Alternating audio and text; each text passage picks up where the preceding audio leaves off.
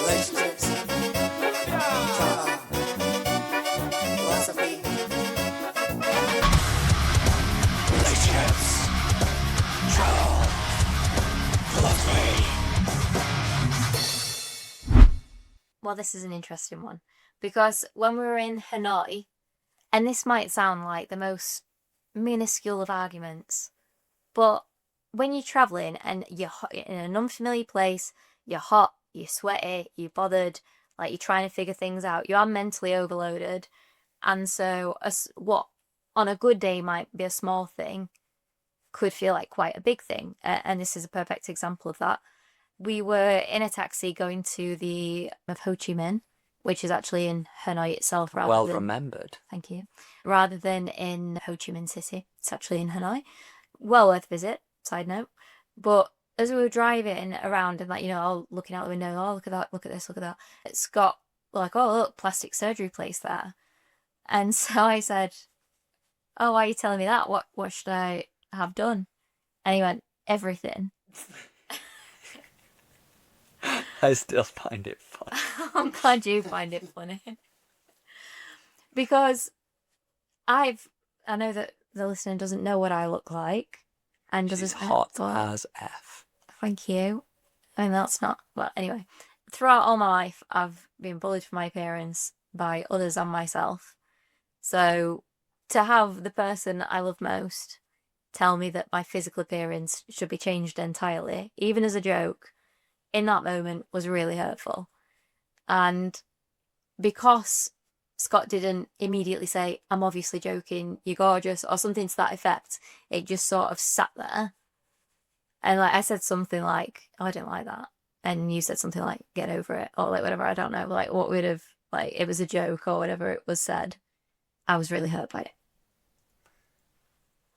Yeah, I mean, I just saw it as a harmless joke, and so I just felt the reaction was overblown. I was like, it's a joke. Like, what's going on here? So I thought you were almost joking at how serious that it had hurt you. So as I mentioned at the start, when I don't sort of empathize with someone on that, not that because I didn't see the seriousness in it, I doubled down, and that made it much worse.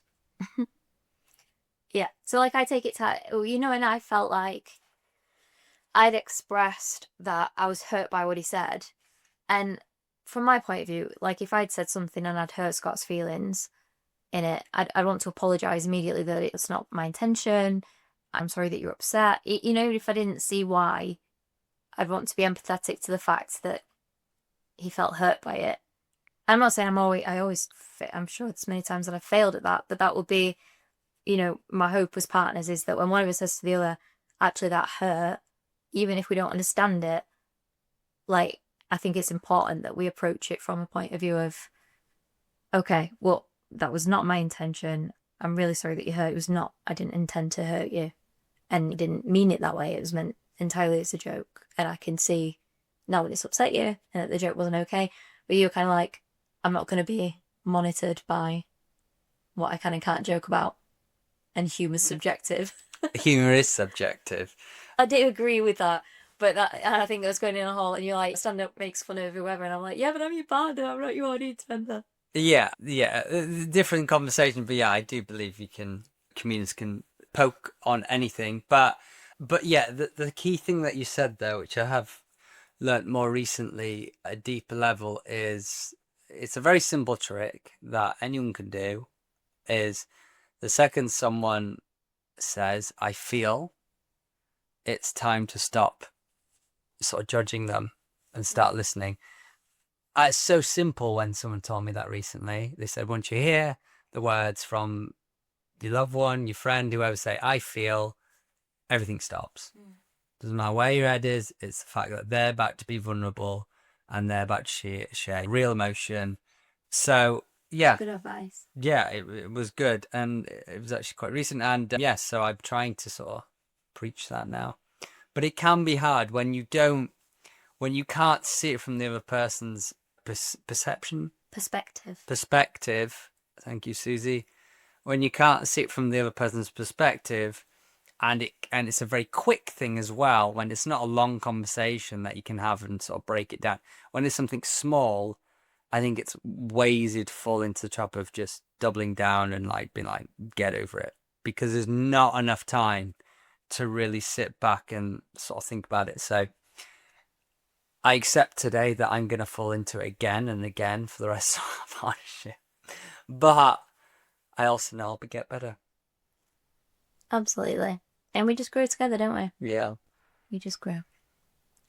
Obviously, if we didn't resolve this, that could have been, I could have just truly believed that you thought that I was hideous and needed lots of plastic surgery. I think that one would, whilst it is micro in the grand scheme of our relationship in life, I think that is one of those things that would sort of build upon resentment. It would have been one of those sort of things in a relationship which would have added to future resentment. Yeah, I think it would have been like in the back of my mind that, and then any other perceived criticism of my parents, I would have been like, that would have been confirmation to me that you don't actually find me attractive. Yeah. Which I know is ridiculous because you wouldn't be with me, but. Well, that exactly. But that's how resentment works, isn't it? It's a strange thing. A lot of divorces, they get to, I mean, the amount of divorces where by the end of it, if you sit down and have a conversation with them both, they just have completely different perspectives and completely different stories. My parents are a great example of this. There's just like, it's like you're talking to two people on across the other side of the world who've never met each other. It's like, what?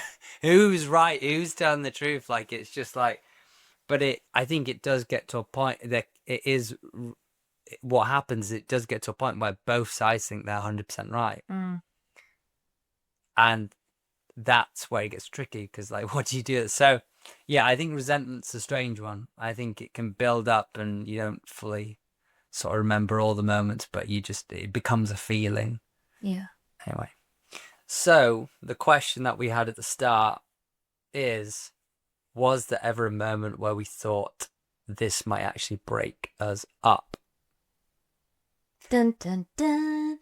So there were definitely many uncomfortable moments that lasted, and many which lasted much longer than they should have. And we could have approached them differently, but I would say none of them were ever truly going to break us, or felt like they would at the time, but some were definitely more difficult than others. Absolutely.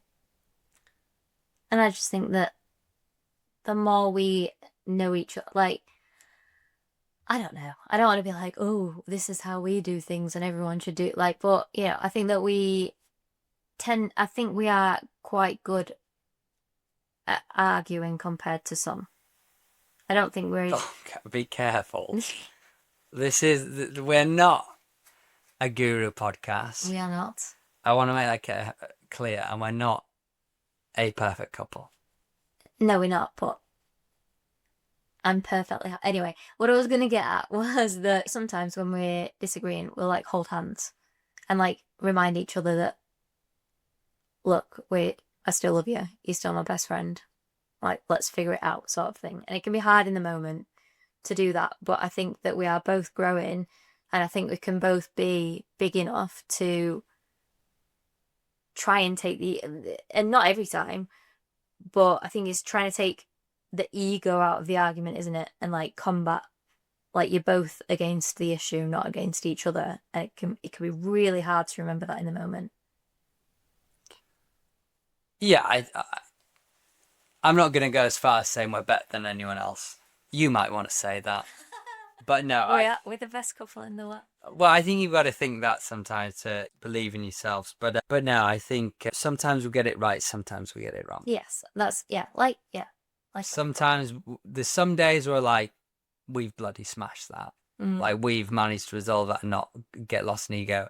Then there's other days where we just behave like children. We behave like children.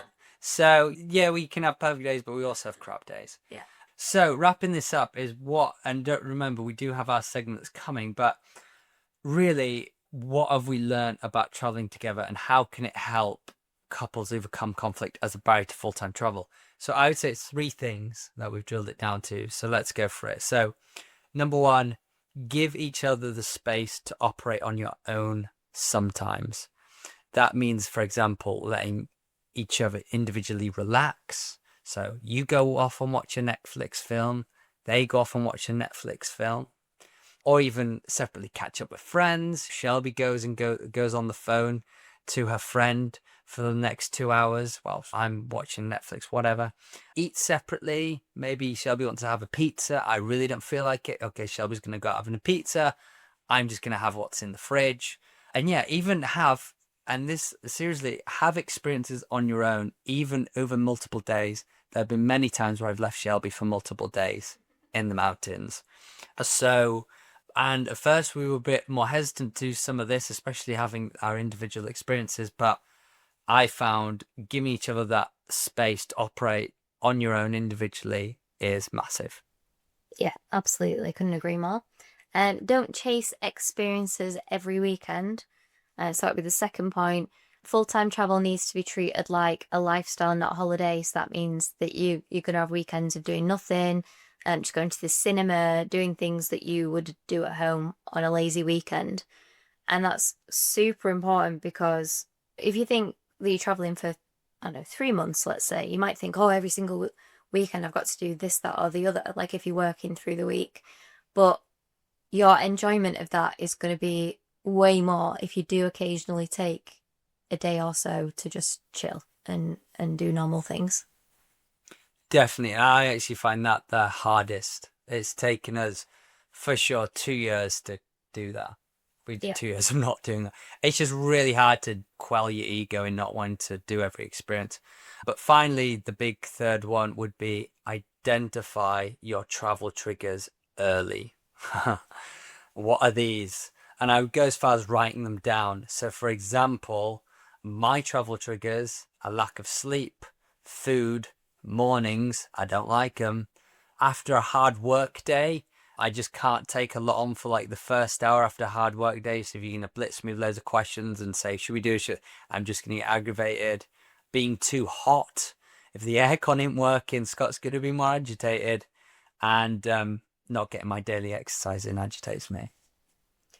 Yep, and for me, some similar ones, like lack of sleep, if it's noisy, if the food isn't good, like like certain places have been really difficult to find vegan food, so that can be irritating to me, or like if we don't have the capacity to make it, if I'm too cold, or if I feel like it's not a safe area, like if I don't feel like I can walk about or get about on my own without Scott, I get really irritated by that, like if I just feel trapped.